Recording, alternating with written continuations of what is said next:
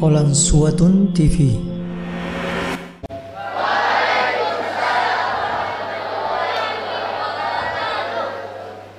Peresmian santri baru, santria baru, calon penghafal Al-Quran Pesantren Pendidikan Islam Darul Abror 25 Dzulqa'dah tanggal 16 Juli 2020.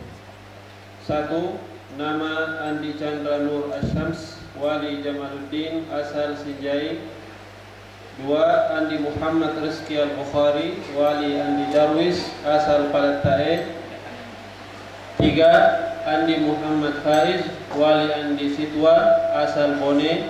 4. Andi Muhammad Rifki Al-Faridza, Wali Supriyadi, asal Sinjai.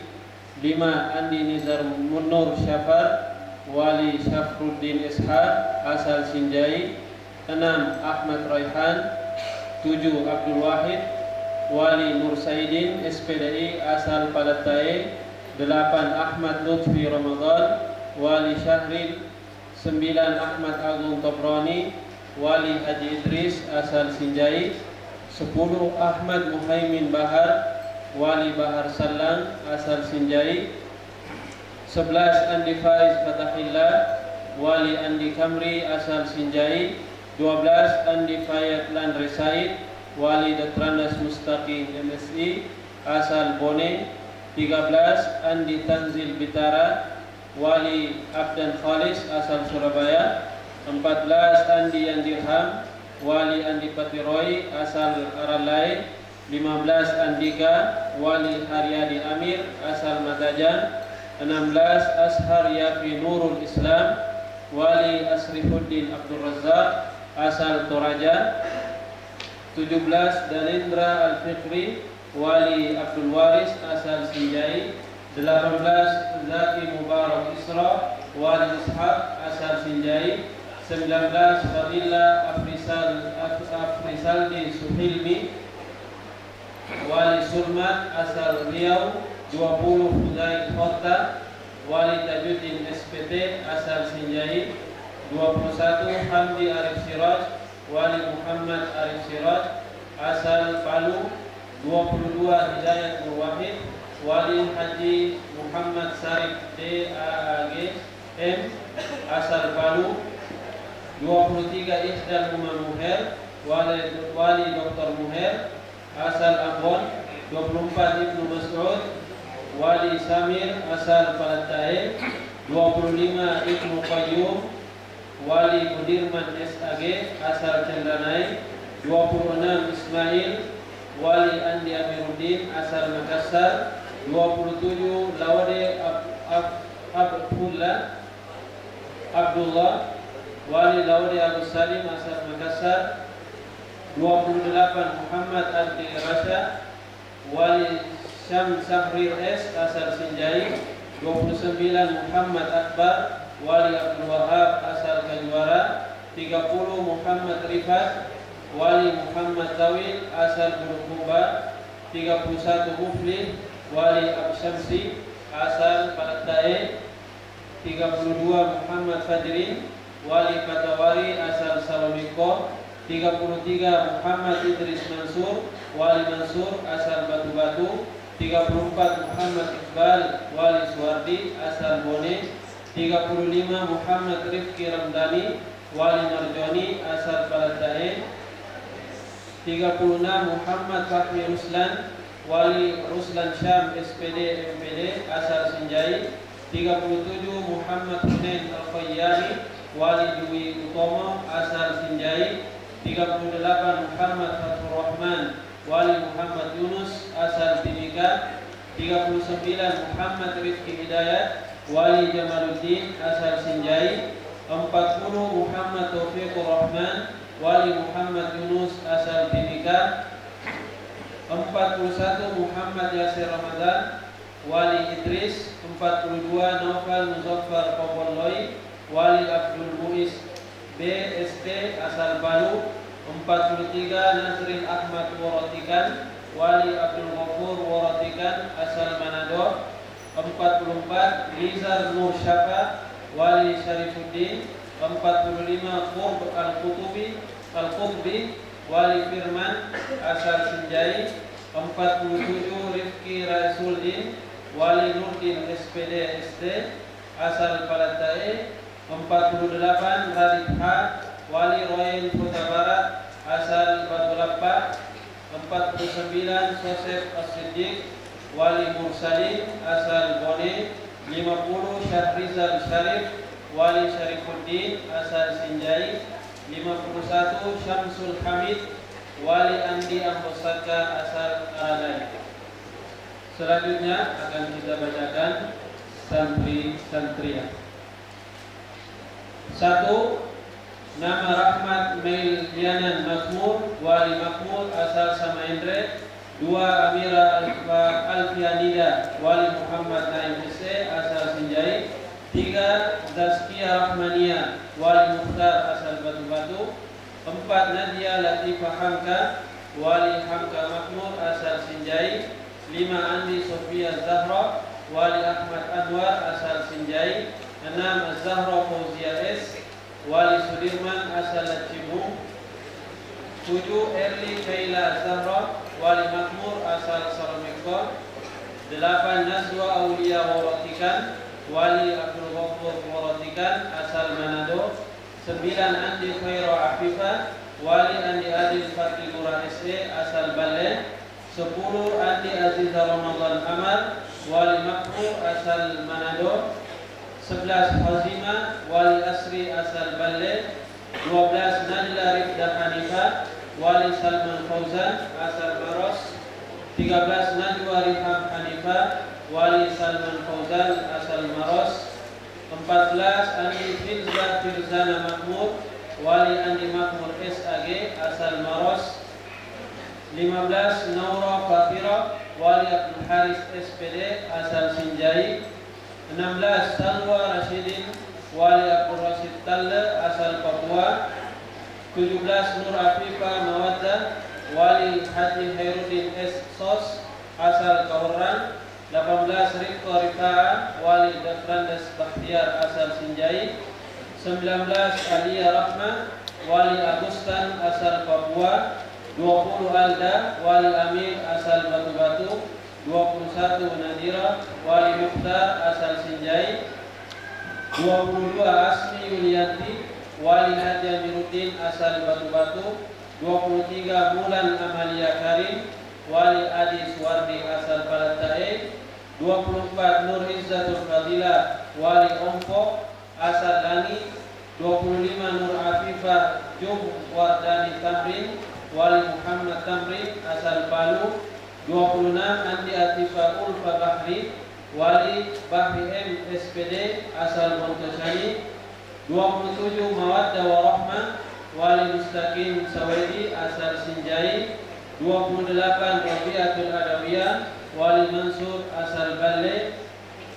29. Lutfia Karyopo Wali Abdul Majid asal Batu Lapak. 30. Rezeki Anugrah Wali Umar Ali asal Aralai. 31. Andini Mustikasari Wali Mus Mulyadi asal Salomiko. 32. Febriani Wali Hasanuddin asal Carima. 33. Natasha Aprilia Wali Ukas asal Biru. 34. Fariza Suraya Anwar Wali Anwar Mustamin asal Sinjai. 35. Andi Qurrata Aini Wali Andi Siswa asal Cina. 36. Mutiara Yahya Wali Yahya asal Lani. 37. Ainul Mardiyah Wali Sudirman asal Sinjai. 38. Berliana Febriuni Wali Muhammad Yunus asal Bambacani. 39. Nur Salsabila Wali Kahar Muzakkar asal Palatai. Selanjutnya untuk peresmian kita serahkan kepada Bapak. Bismillahirrahmanirrahim. Alhamdulillah. Syukurillah. Wassalatu wassalamu ala Rasulillah wa ala alihi wa sahbihi wa mawalah. Assalamualaikum warahmatullahi wabarakatuh.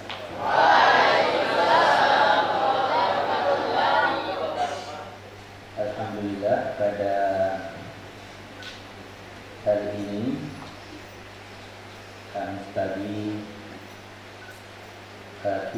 seperti biasa, bahwa peresmian biasanya diadakan setelah sholat Jumat. Namun pada tahun ini berbeda dengan sebelumnya. Tentu karena banyak faktor, di antaranya adalah kita tentu mengutamakan keselamatan, kesehatan, dan mengikuti protokol kesehatan yang ditetapkan oleh pemerintah. Sebelum kita memasuki acara ini, terlebih dahulu kita sampaikan bahwa sesuai dengan peraturan yang ditetapkan melalui protokol kesehatan, bahwa pondok pesantren yang kemudian kembali membuka tahun ajarannya, membuka jadwal pembelajaran, itu harus mengikuti aturan-aturan yang berlaku. Untuk itulah sehingga pada peresmian ini kita adakan hari ini, hari Kamis, di mana mulai besok Jumat itu putra sebenarnya harus berada di dalam kampus, dan pelaksanaan sholat Jumat untuk para santri putra itu diadakan di kampus putra. Seperti yang sudah kita sampaikan melalui maklumat, bahwa sebelum kedatangan para santri terlebih dahulu karantina mandiri di rumah, kemudian datang di sini masing-masing sudah harus membawa surat keterangan kesehatan dari klinik atau dari puskesmas tempat. Alhamdulillah semuanya berjalan dengan baik. Sedangkan di kampus, di pondok sudah disediakan beberapa perangkat, yang paling adalah cuci tangan dan hal-hal yang lain. Maka nanti akan disampaikan sesuai dengan kesepakatan awal bahwa para wali santri itu tidak dianjurkan untuk melakukan kunjungan ke pondok untuk sementara waktu, dan para santri setelah kemudian masuk pondok itu tidak dibolehkan keluar kampus. Ya, maka oleh sebab itu kita harapkan nanti khususnya terkait dengan kebutuhan para santri itu akan dilengkapi. Tidak ada lagi nanti ada yang izin hanya ke pasar ingin beli sabun dan lain-lain sebagainya. Maka semuanya insya Allah akan disediakan di pondok sesuai dengan aturan atau kebiasaan kita di sini. Ini tentu diharapkan dimaksudkan untuk tetap menjaga kesehatan. Nah, untuk selanjutnya nanti seperti yang belum terbiasa itu selalu menjaga kebersihan diri, ya, cuci tangan. Kalau kita di sini alhamdulillah setiap waktu berwudu tentu mencuci tangan, tetapi tetap kita sediakan alat-alatnya, cuci tangan. Kemudian nanti bagi anak-anak sekalian yang kemudian kebetulan bersin itu sesuai dengan sunnah Nabi, apa yang dilakukan? Menutup mulut. Nah, di menutup mulutnya kalau bersin atau batuk dengan tangannya atau dengan kain atau dengan bajunya. Jadi supaya itu tidak dalam rangka untuk bagi kemudian yang batuknya terus menerus atau merasa flu, itu dianjurkan untuk memakai masker ya. Jadi kalau pergi ke masjid atau ke kelas itu memakai masker. Kemudian nanti untuk penjagaan dalam hal ini menjaga para santri, kalau kemudian ada yang akhirnya terpaksa ada yang datang membawa sesuatu untuk putranya, itu nanti hanya akan diadakan aturan-aturan terkait ini. Nanti diperiksa suhu badannya, ya. Kemudian juga mengikuti protokol yang ada, ya. Dan itu tidak dianjurkan seperti yang kita sebutkan tadi untuk waktu nanti yang akan disampaikan kemudian. Nah, ini juga tentu akan menjaga ketenangan para santri di dalam melaksanakan berbagai aktivitas belajar, menghafal Al-Quran di pondok, sehingga insya Allah program di pondok akan semakin baik, semakin kondusif keadaannya dengan mengikuti aturan tadi. Selanjutnya nanti juga kita akan mengkaji beberapa hal terkait dengan ini. Jadi yang penjaganya atau ismudiafah itu memakai alat pelindung diri. Ya, di sini ada nanti kita berikan untuk putri 3 dan putra 3. Ya. Dan kalau ada tamu diperiksa suhunya. Saya kira sudah di putri ada, di putra ada. Ya. Jadi nanti yang sholat Jumat di sini itu adalah hanya orang dari masyarakat sekitar. Saya kira apa yang saya sampaikan nanti direkam sama Ustaz Nabil dan juga disampaikan kepada Kementerian Agama wilayah daerah, karena terkait dengan ini saya dengar ada undangan. Gontor itu pendaftarnya itu 8.120 yang mendaftar. Yang diterima itu untuk Gontor Pusat dan Daipusat ataupun Putri dengan segala seluruh cabangnya sekitar 5.000 orang. Sekarang ini semuanya mereka belajar di pesantren. Sekalipun Gontor 2 itu sekarang menghadapi musibah, mendapat ujian, dikaitkan adanya 11 santri yang dinyatakan positif corona. Tetapi positif corona ini sifatnya yang biasa mereka katakan itu adalah positif tanpa gejala. Maksudnya kelihatan sehat-sehat, tetapi ketika diperiksa ternyata dia positif. Jadi inilah yang kita harapkan supaya tidak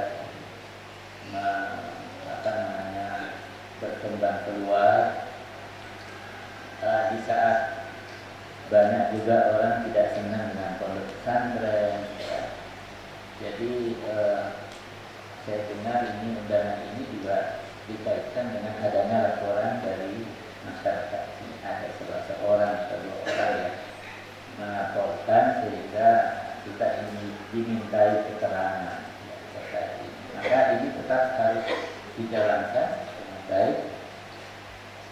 Untuk menjaga kesehatan seperti yang kita sampaikan, itu kesehatan diri ya, dijaga. Makanan yang dikonsumsi haruslah makanan yang sehat. disebutkan mengutamakan makanan yang bergizi, ya, vitamin ya, vitamin C itu pada jeruk umpamanya, atau vitamin E yang ada pada buah-buahan atau sayur-sayuran. Hindari makanan-makanan yang tidak sehat seperti buatan pabrik, karena makanan pabrik itu biasanya sudah bertahun-tahun, ya, bertahun-tahun tapi masih dijual, masih dimakan, ya. Karena apa? Karena ada pengawetnya. Nah, pengawet ini adalah tidak baik untuk kesehatan. Bayangkan ada makanan bisa bertahan sampai beberapa bulan, bahkan ada yang tahunan. Padahal makanan itu prinsipnya adalah apa? Hanya sesaat. Nah, kalau umpamanya ada makanan bisa bertahan sampai cukup lama, berarti itu tidak sehat. Jadi carilah makanan yang sehat. Nanti kita akan sediakan makanan yang sehat. Demikian pula dengan minuman, kita sama-sama sudah disediakan dispenser ya, untuk air panas. Banyak minum air hangat, jangan minum air dingin. Air dingin itu tidak sehat. Jadi minum air hangat. Ya, hanya saja dispenser yang disediakan, jangan sesering mungkin minum teh atau kopi. Ya. Kalau minum teh yang bagus itu adalah dicampur dengan jeruk. Ya. Atau kalau kemudian minum kopi bisa dicampur dengan habba sauda, itu sehat. Ya. Sering-sering minum madu, ya, dan lain sebagainya. Jadi kalau dari rumah ya mintanya seperti habba sauda, madu, ya. Dibawakan jeruk nipis, itu yang bagus. Jadi kalau ada yang batuk, ya, pakai air hangat dicampur dengan garam. Ya. Bisa dipakai berkumur-kumur atau diminum di saat awal bangun pagi pertama kali, minum air hangat dicampur dengan garam, ya, supaya lega itu kerongkongannya, sehingga tidak terasa gatal, ya, sehingga batuk. Inilah diantaranya yang penting untuk disampaikan sebelum kita masuk ke dalam acara ini, dan untuk diketahui bersama. Jadi insya Allah besok Jumat pertama itu untuk putra di dalam kelas. Semua kegiatan akan diadakan di dalam kelas. Ya. Jadi olahraganya nanti, apakah olahraganya lari-lari kecil atau lari di tempat atau mungkin senam, ya, mungkin ada yang pintar senam bisa memilih senam, ya, senam ini dan lain sebagainya. Yang penting saat-saat matahari istirahat, ya, istirahat pertama setengah 9, nah itu berjemur di luar supaya kena matahari dan lain sebagainya, sehingga tetap dalam kondisi sehat. Dan tentu saja kita terus berdoa, mudah-mudahan kita dihindarkan dari segala sesuatu yang tidak baik, ya, dihindarkan dari segala penyakit, sehingga kita bisa secara lancar melaksanakan berbagai jadwal kegiatan pembelajaran. Insya Allah nanti pada hari tasyrik itu akan diadakan semacam khutbatul iftitah, ya, khutbatul ars atau pekan perkenalan. Namun sebelum sampai ke sana, mulai nanti atau besok itu Osda boleh membuat jadwal kegiatan-kegiatan sport seni. Pekan olahraga dan seni. Olahraga hanya saja tidak ada lari jauh. Yang ada barangkali lari estafet, ya, bisa di dalam kampus. Yang jelas semua aktivitas di dalam kampus, ya. Tidak dilakukan di luar, tidak ada yang izin keluar, sampai yang kelas 6 pun tidak boleh keluar, apalagi naik sepeda motor dan lain sebagainya. Nah, itu semuanya di dalam kampus, ya. Makanya di atas itu sedang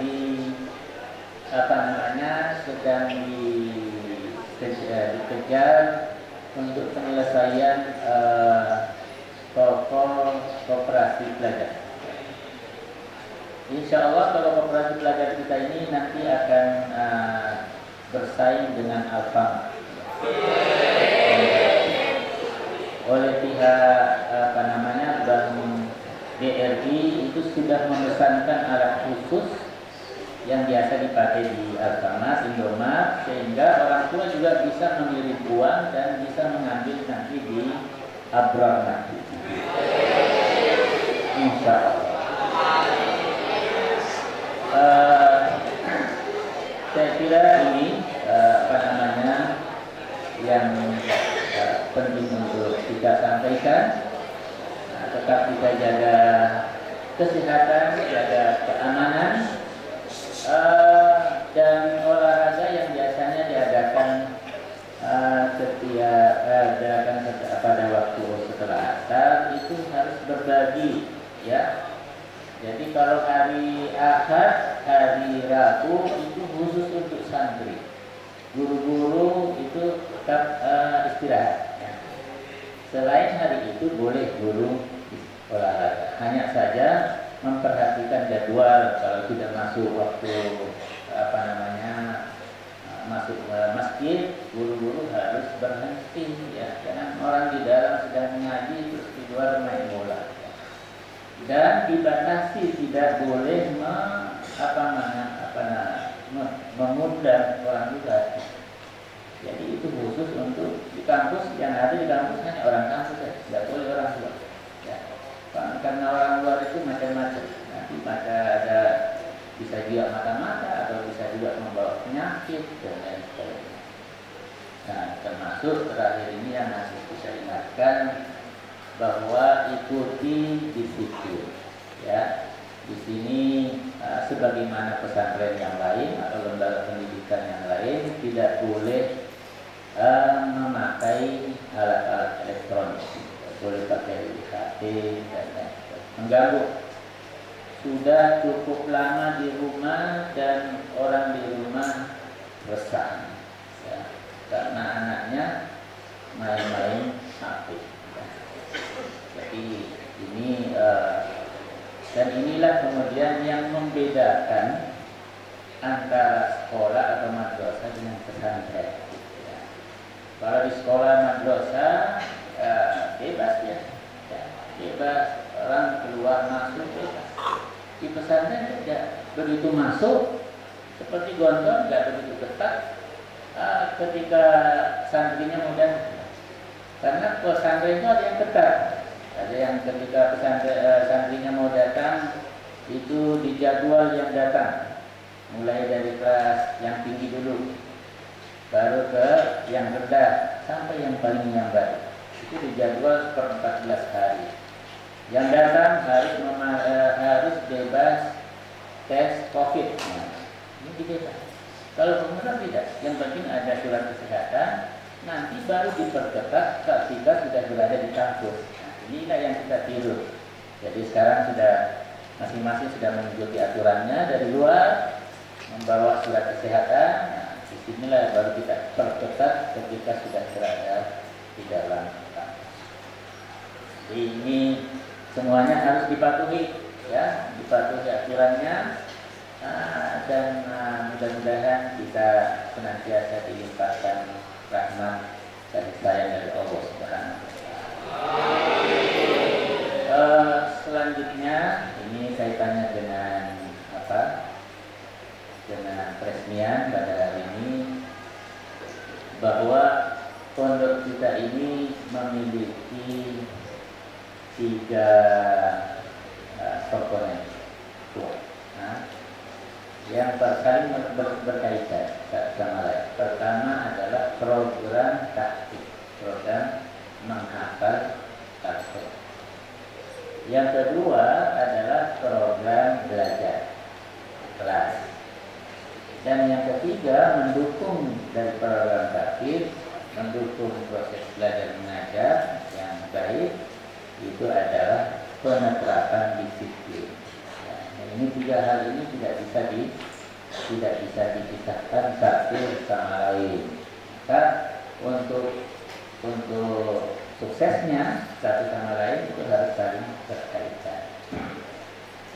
Kalau di dalam hadis Abdullah bin Umar radhiyallahu anhu itu ditanya dari mana belajarnya Al-Quran. Beliau menjawab, kami mempelajari atau menghafalkan 10 ayat. Nah, mempelajari ilman wa amalan, ilmu dan pengamalannya, pelaksanaan. Nah, kita ini tidak baru mau mengenal namanya bahasa Arab, karena Al-Quran itu berbahasa Arab. Bagaimana mengamalkan kalau tidak memahami Al-Quran, tidak memahami bahasa Arab? Maka di sini selain menghafal juga mempelajari perangkat alat-alat untuk bisa memahami yang benar itu ayat-ayat Al-Quran. Maka disinilah kemudian kita mempraktekkan, mengamalkan, belajar dan mengamal sekaligus. Jadi inilah landasan. Kemudian perlu digarisbawahi bahwa setelah diamati itu program menghafal dan program disiplin berbahasa itu tahun-tahun terakhir ini menurun. Artinya santri banyak tidak disiplin berbahasa. Santri tidak banyak mengikuti aturan program taktik. Maka kita perlu tegaskan kembali bahwa ini harus diperbaiki. Kelas 6 yang nanti sampai bulan Desember tidak selesai hafalannya tidak boleh didaftarkan untuk mengikuti ujian, ujian akhir. Jadi ditunda ujian akhirnya nanti pada tahun yang akan datang. Jadi harus selesai hafalan. Adapun nanti kemudian melancarkan, ini kita perlu menempuh berbagai cara, metode supaya hafalan itu adalah hafalannya yang lancar, bacaannya yang bagus.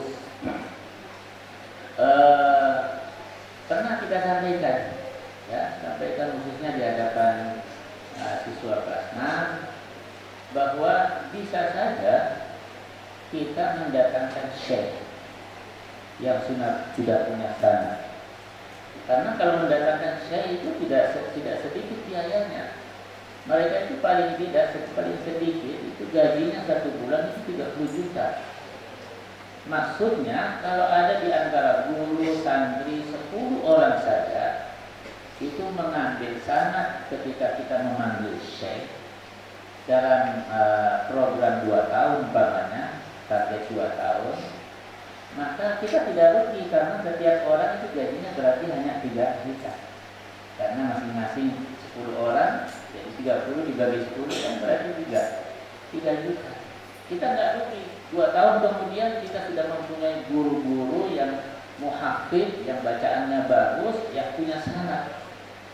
Cuma sekarang ini bisa nggak kita menghitung guru-guru atau murid yang bisa dihitung? Kalau sudah siap, kita mencari syekh. Lalu kemudian mencarikan donatur yang akan memberi gaji syekhnya. Ini cara kita ke depan. Baik syekh atau syekhah itu bisa kita datangkan, tetapi jangan sampai kita kemudian hanya hilang tenaga, hilang biaya. Banyak. Nah, program yang paling bagus itu tadi. Kalau ada ustazah atau santria yang hafalannya mungkin, kita datangkan syekh, kemudian dia memperbaiki bacaan, mengambil sana. Dalam kontrak 2 tahun berikutnya kita sudah punya paling tidak 10 tenaga guru yang punya sana. Itu perhitungan yang tepat. Nah, kalau umpamanya setiap 2 tahun didatangkan orang, ganti lagi orang 2 tahun, habis, tidak ada hasil. Inilah yang kemudian kita ingin memperbaiki sistem atau metode penghafalan di pondok ini, supaya kalau kita bisa menghasilkan orang-orang yang hafalannya baik. Ada saya lihat itu katanya gini, ada orang datang, seorang thalib ya, mahasiswa datang ke syekh yang mengaku kalau dirinya itu sudah hafal, anak hafizul Quran. Setelah bicara lama-lama, al-an iqra, sekarang baca ini. Al-an, sekarang ini saya baca. Iya, sekarang ini. Enggak, berilah saya waktu dulu untuk membaca. Katanya sudah. Jadi berarti kalau sudah menghafal, kan berarti kan kapan saja diminta bisa membaca. Nah, ini berarti kan tidak mungkin. Itu kalau istilahnya itu muka. Ya. Jadi dia hanya siap membaca kalau dia apa yang saya baca, surah Al-Ahzab. Nah, kalau begitu saya baca-baca juga. Itu berarti bukan mungkin. Begitu disuruh baca surah At-Tur, langsung dibaca. Itu berarti dia hafal benar. Nah, ini yang kita ingin tingkatkan. Nanti yang utama itu adalah apa? Menghafal, dan yang lebih utama itu adalah murojaah. Ya, nanti akan dijelaskan kapan saatnya murojaah. Tetapi yang jelas murojaah itu harus juga disetorkan seperti menyetor apa? Pagi, ya, menyetor waktu pagi. Nanti ketika ada murojaahnya harus disetor. Ya. Dan nanti gurunya itu hanya bisa apa? Bisa di hadapannya 10 orang, paling banyak 12, karena nanti akan bertemu 3 kali di dalam sehari, ya, pagi, nanti sore, nanti malam. Nah, itu 3 kali, supaya ini bisa lebih diperbaiki apa yang selama ini belum maksimal kita lakukan. Nah, inilah yang harus kita tingkatkan. Di saat alhamdulillah kita ini tidak, sekalipun dalam kondisi begini, banyak orang menilai kita itu bagus. Ya. Bayangkan Darul Abrar itu secara nasional itu berada di peringkat 4 nasional. Artinya pesantren yang memajukan antara program praktis dengan program belajar. Nah, tadi format. Maka ini kepercayaan orang ini harus diperbaiki, ya. Yang selama ini guru-gurunya mudah saja, ya. Mungkin nanti melibatkan juga dari siswi kelas 6. Itu ada mejanya, ada mushafnya di depan, tidak apa-apa. Yang dihadapi adalah yang mau menghafal dengan hafalan yang lancar. Hafalan lancar. Cara menghafalnya supaya seimbang, tidak dirasa berat, itu adalah selalu diulang-ulang. Jadi jangan menghafal menghafal setengah-setengah, baru dibaca 3 kali, 4 kali, merasa sudah apa? Sudah hafal, jadi akhirnya tidak dibaca, ya, meraba-raba. Nanti kalau meraba-raba akhirnya lama prosesnya. Kalau dibaca berulang-ulang, dilihat, dibaca berulang-ulang, berkali-kali, bisa sampai puluhan kali, 30 kali, 40 kali. Begitu ditutup, langsung hafalannya dikatakan. Nah, itu cara menghafal yang tepat. Jadi tidak habis waktunya dan hasilnya akan bagus. Bagi yang bacaannya sudah lancar, tentu ini dirasa apa? Dirasa lebih mudah. Karena ada yang bacaannya barangkali belum lancar, itu nanti akan diperbaiki, diperlancar bacaan. Kalau satu halaman itu anak bisa membaca paling tidak 2 menit, berarti itu sudah bagus bacaan. Jadi membaca satu halaman dengan bacaan yang baik dalam waktu 2 menit, berarti itu bacaannya bagus. Tapi kalau baca satu halaman memerlukan sampai 5 menit atau lebih dari 5 menit, tentu waktu yang digunakan juga banyak, ya. Nggak lancar bacaannya, nggak bagus bacaannya, sehingga kalau mau menghafal satu ayat pun dia memerlukan waktu yang panjang. Tapi kalau lancar, sudah biasa, ya, dan lain sebagainya. Nah, tentu saja menghafal itu diawali dengan apa? Minat. Kalau tidak ada minat, niat. Dari minat itu kemudian ada niat. Ya. Ya. Orang kalau tidak berminat, ya sulit. Nah, karena banyak orang ingin menghafal. Ini itu sudah ada minat. Nah, tapi belum dibuktikan minatnya, keinginan. Nah, kalau untuk supaya bisa menumbuhkan minat, maka tentu harus tahu bagaimana keutamaan menghafalkan Al-Quran. Ya, nanti suatu-waktu juga akan sampaikan bagaimana keutamaan orang menghafal, keutamaan di dunia, lebih-lebih nanti keutamaan dia. Salah satu di antaranya adalah kalau orang mau menghafal satu ayat, itu paling tidak dia baca berkali-kali. Zalikal kitabul la raiba fihi hudal lil muttaqin. Berapa kira-kira ayat? Kalau dibaca 10 kali, berarti dikali 10 kali. Setiap satu huruf itu akan mendapatkan 10 kebaikan, 10 pahala kebaikan.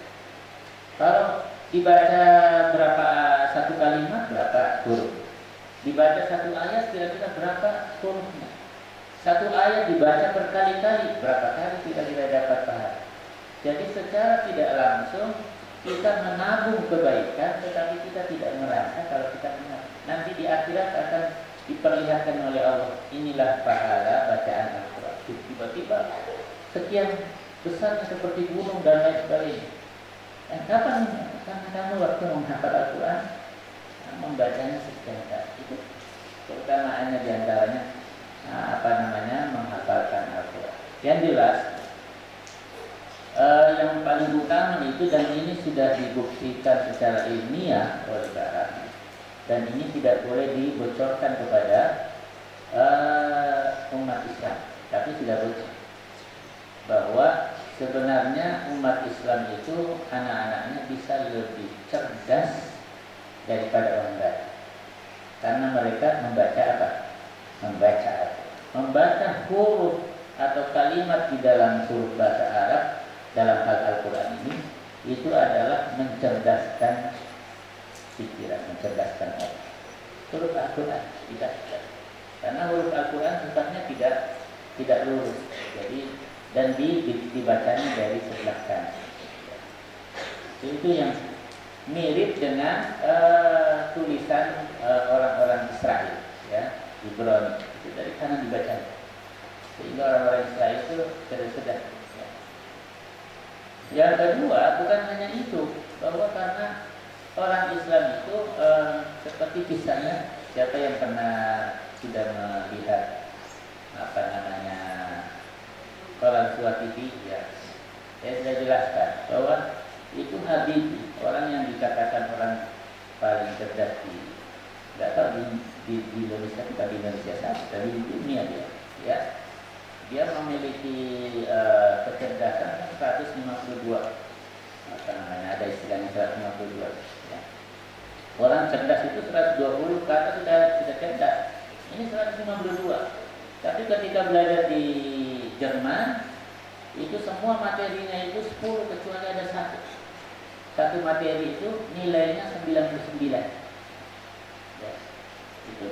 Nah, dia kalah dengan ada orang Yahudi, laki perempuan. Yang pertama laki-laki itu yang selalu menang, yang kedua nomor 2 itu adalah yang perempuan, yang ketiga dia. Lalu kemudian dia selalu mencari-cari kenapa dia selalu mengungguli saya. Nah, selalu ditutup-tutupi rahasianya. Apa rahasianya? Lama kelamaan akhirnya membuka tanda. Apa rahasianya? Itu kami ini orang Yahudi, tetapi setelah di tengah malam jam 3 kami bangun, kemudian cuci muka, membaca Al-Quran. Kira-kira kenapa orang Yahudi membaca Quran? Iya, karena membaca Quran itu justru itulah yang membuat kami senang, terus menerus otak kami menjadi cerdas. Menangis dia, saya ini orang Islam, tetapi kenapa tidak membaca Al-Quran? Maka sejak itu beliau lebih dari itu, bangun jam 3, kemudian mandi, sholat, habis sholat baca Quran. Ini bisa menambah kecerdasan. Nah, ini diantaranya manfaat apa? Orang Islam itu bangun di tengah malam untuk membaca Al-Quran. Saya kira ini saja dengan beberapa tentu saja banyak hal ya terkait dengan keutamaan ini. Itu satu halaman itu terdiri dari 15 baris ya. 15 baris.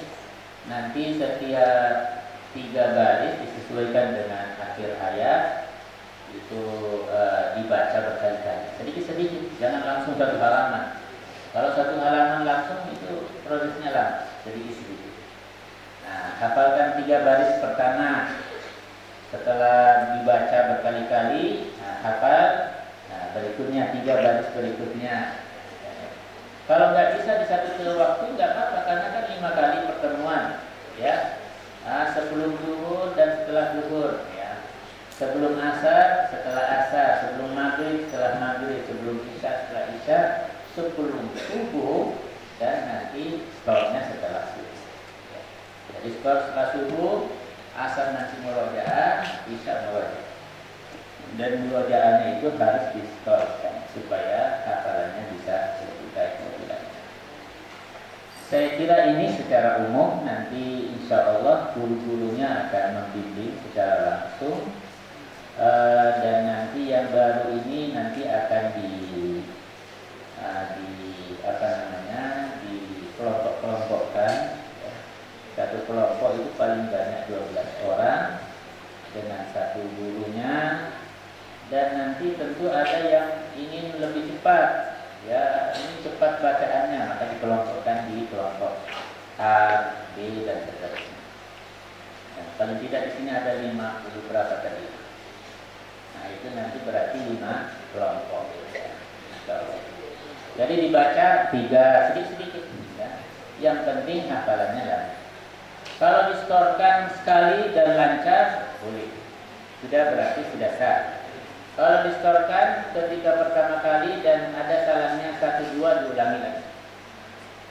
Nah, kalau tinggal 1, diulangi lagi sampai 3. Kalau 3 kali masih ada salah, nah nanti setelah zuhur kamu stor kembali. Ini supaya kalau hafalannya lancar, ulangannya juga enak. Ya, ulangannya. Jadi tidak ada istilah nanti diajari, diseret dan lain sebagainya. Nanti hasilnya tidak bagus. Sekarang sudah mendapatkan mushaf masing-masing, tolong dibuka ya. Saya bacakan. Jadi sebenarnya bisa gurunya yang membacakan, bisa juga muridnya yang membacakan, supaya ayat yang dihafalkan itu adalah benar. Cara membacanya juga benar. Saya buka ya, halaman pertama. Surah Al-Fatihah dan surah Al-Baqarah. A'udzu billahi minasy syaithanir rajim. Bismillahirrahmanirrahim. Alhamdulillahi rabbil alamin. الرحمن الرحيم مالك يوم الدين إياك نعبد وإياك نستعين اهدنا الصراط المستقيم صراط الذين أنعمت عليهم غير المغضوب عليهم ولا الضالين آمين. بسم الله الرحمن الرحيم. ألف لام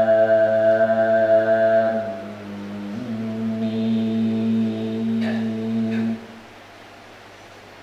ذلك الكتاب لا ريب فيه هدى للمتقين الذين يؤمنون بالغيب ويقيمون الصلاة ومما رزقناهم ينفقون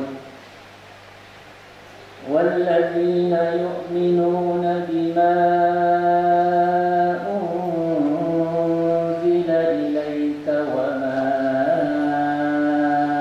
أنزل من قبلك وبالآخرة هم يوقنون أولئك على هدى من ربهم وأولئك هم المفلحون.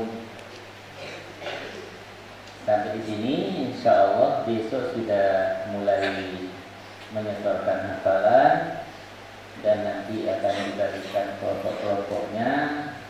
Kita harapkan para gurunya untuk senantiasa bersungguh-sungguh, bersabar tentunya.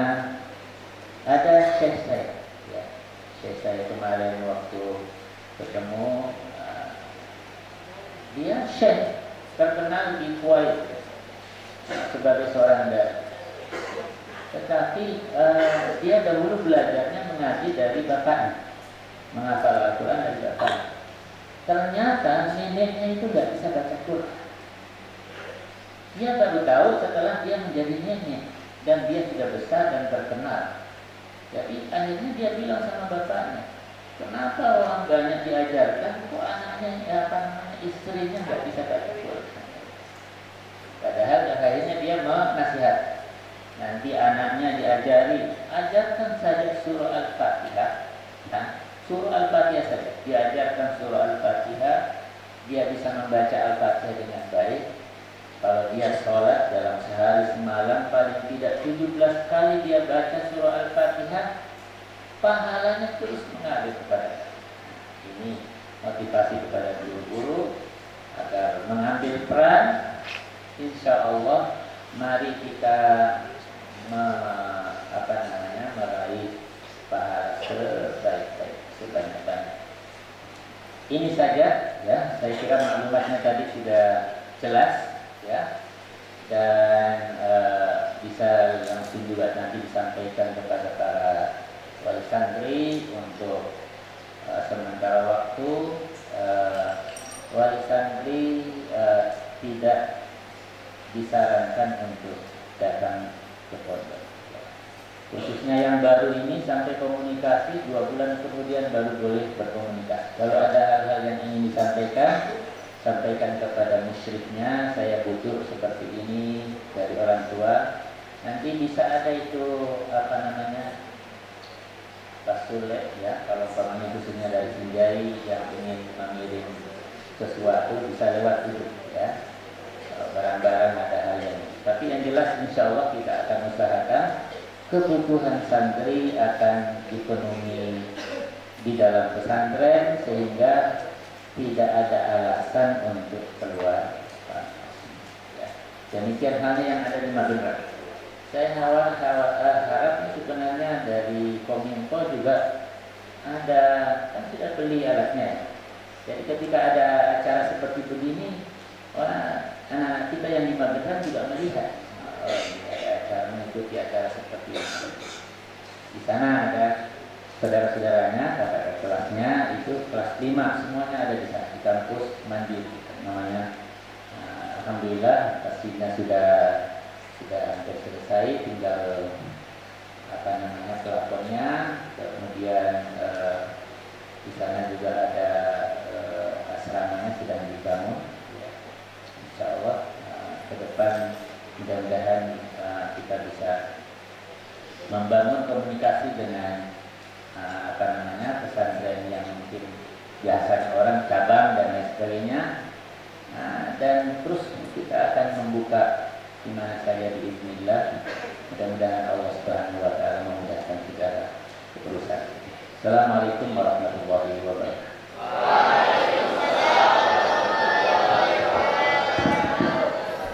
Alhamdulillah, selanjutnya kita tutup pertemuan ini dengan doa kafaratul majlis.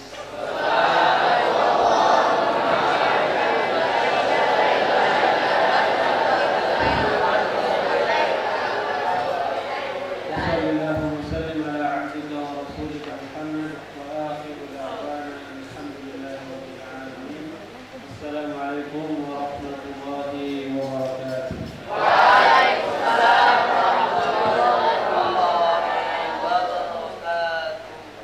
Jazakumullahu khairah sudah menonton video ini.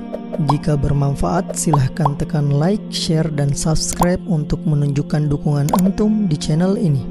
Ikuti juga informasi kegiatan santri dan alumni di akun resmi Pesantren Pendidikan Islam Darul Abror.